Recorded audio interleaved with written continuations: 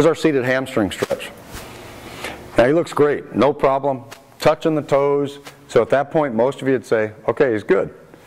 Well, this rounded spine he's got. The problem is with these, or the thing that's good and bad with this, is the kids are very flexible, most of them through the spine.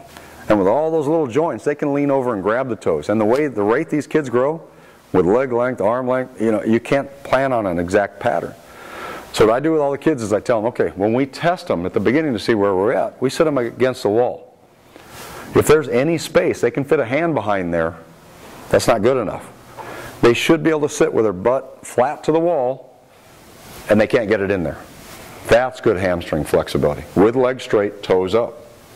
Now watch them, because almost always, to get into that position, the feet will start to go out, because it makes it easier, or legs will start to bend. They've got to be perfect, then scoot in. I've had athletes 4 to 6 inches away from the wall. They're so tight. And these are our soccer and football players. A lot of sprint work. Powerful, they're strong, but they will have a problem.